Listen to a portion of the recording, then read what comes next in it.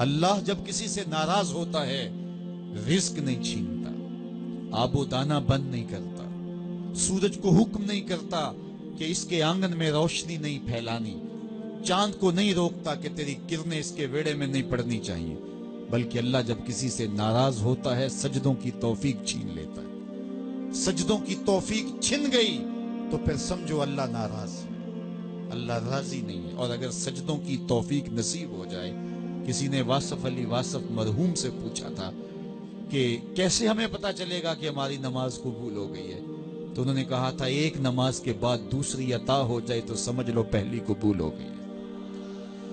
تو نمازوں کا نصیب ہونا یہ اللہ کی رضا اور اللہ کی خوشنودی کی دلیل ہے، اور سجدوں کی توفیق کا چھن جانا یہ اللہ کی ناراضگی کی دلیل ہے۔ میں اور آپ دیکھیں کہ ہم کہاں کھڑے۔ دیکھیے دولت تو کفار کو بھی ملتی ہے، اللہ دولت اسے بھی دیتا ہے جس سے راضی ہے، اسے بھی دیتا ہے جس سے نہیں راضی، لیکن سجدوں کی توفیق اسے ہی دیتا ہے جس پہ وہ راضی ہے۔ تو 5 گانا نماز شعار زندگی بنا لیجئے، نماز قضا نہ ہونے پائے۔ قیامت کے دن بے نمازی اس صف میں کھڑا ہوگا جس صف میں نمرود کھڑا ہوگا، جس صف میں حامان کھڑا ہوگا، قارون کھڑا ہوگا، شداد کھڑا ہوگا۔ مجھے بتائیے ہم میں سے کوئی یہ گوارا کرتا ہے ہم اس صف میں کھڑے کر دیے جائیں جہاں دشمنان خدا کھڑے ہوں؟ آج کوئی نماز پڑھے یا نہ پڑھے، حشر کے دن حکم ہوگا کہ اللہ کے حضور سجدہ کرو۔ ہر کوئی سجدہ کرنا چاہے گا، جو نہیں پڑھتا وہ بھی کرنا چاہے گا، لیکن بے نمازی کی کمر اکڑ جائے گی، وہ آرزو رکھنے کے باوجود سجدہ نہیں کر پائے گا۔ قرآن بتاتا ہے کچھ لوگ جہنم کو دھکیلے جا رہے ہوں گے، انہیں کچھ لوگ پوچھیں گے ما سلککم فی سقر، تم جہنم کو کیوں جا رہے ہو، کیا ہوا تمہیں؟ تو وہ جواب میں کیا کہیں گے؟ لم نکو من المصلین، ہم نماز نہیں پڑھا کرتے تھے۔ سب سے پہلا حساب قیامت کے دن جو بندے سے لیا جائے گا وہ نماز کا لیا جائے گا۔ پہلا سوال بندے سے یہ ہوگا، یار چڑیاں بھی رب کی تسبیح بولیں اور اشرف المخلوقات سویا رہے۔ جب صبح کا وقت ہوتا ہے حشرات الارض بھی بلوں سے نکل کے رب کی تقدیس کے ترانے پڑھ رہے ہوتے ہیں۔ درختوں کی شاخوں پہ چڑیاں پرندے وہ بھی اللہ کی تقدیس کے ترانے پڑھ رہے ہوتے ہیں، حشرات الارض بھی اس کی تقدیس کے گیت گا رہے ہوتے ہیں، اور اشرف المخلوقات خراٹے لے رہا ہو۔ اس سے بڑی بد نصیبی کیا ہو سکتی ہے؟ آئیے 5 گانا نماز شعار زندگی بنا لے۔ اس مجلس میں اگر کوئی بے نمازی ہے تو آج عزم مصمم کر کے یہاں سے لوٹے کہ آج کے بعد نماز نہیں چھوڑوں گا۔ اور اگر آپ 5 گانا نماز کی عادت رکھتے ہیں تو آپ کو مبارک ہو، لیکن یہ عزم کر کے جائیے اپنے گھروں میں، اپنے اعزاء و اقرباء اور اپنے دوستوں میں اس زور سے تلقین اور تاکید کریں گے نماز کی کہ وہ پکے نمازی بن جائیں گے۔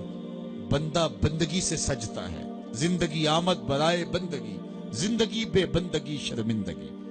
اگر زندگی میں بندگی نہیں تو زندگی کے پلے ہے کیا؟ علماء نے لکھا ہے کہ یہ سارے درخت حالت قیام میں ہیں، چوپائے حالت رکوع میں ہیں، مینڈک تشہد میں ہے، اور حشرات الارض سجدے میں ہے، اور انسان اشرف المخلوقات ہے۔ اس کی عبادت میں درختوں کا قیام بھی رکھا گیا، اور رکوع بھی رکھے گئے، اور سجدے بھی رکھے گئے، اور قعدے بھی رکھے گئے، اس لیے تاکہ اس کی عبادت تمام مخلوقات کی عبادات کی جامع بن جائے۔ لیکن اس کے باوجود اللہ کے حضور سجدہ ریز ہونا پسند نہ کرے تو بتائیے کیسے رحمتیں اس کے اوپر اتریں گی؟ خوش نصیب تو وہ ہیں جو 5 گانا نماز ادا کرنے کے بعد تہجد بھی قضا نہیں ہونے دیتے، سجدوں سے اللہ کے حضور حاضری پیش کرتے ہیں۔ سب سے زیادہ بندہ اللہ کے اس وقت قریب ہوتا ہے جب سجدے میں سر رکھا ہوا ہوتا ہے۔ انسان کے اشرف اعضاء اس کے سر میں ہے، بولنے کی قوت زبان سر میں، دیکھنے کی قوت آنکھیں سر میں، سونگنے کی قوت ناک سر میں، چکھنے کی قوت زبان سر میں، سننے کی قوت کان سر میں، سوچنے کی قوت دماغ سر میں، اور سر مالک کے در پہ۔ ناک بھی رگڑ رہا ہے، پیشانی بھی رگڑ رہا ہے، اور زبان سے کیا کہہ رہا ہے؟ سبحان ربی الاعلی، مالک مجھ سے نیچے کوئی نہیں، تیرے سے بالا کوئی نہیں۔ انسان کو بندگی کا ذوق جب نصیب ہو جاتا ہے، جب اس کے حضور بندہ جھکنے لگ جاتا ہے تو پھر وہ کسی کے آگے نہیں جھکتا۔ وہ ایک سجدہ جسے تو گراں سمجھتا ہے 1000 سجدے سے آدمی کو دیتا ہے نجات۔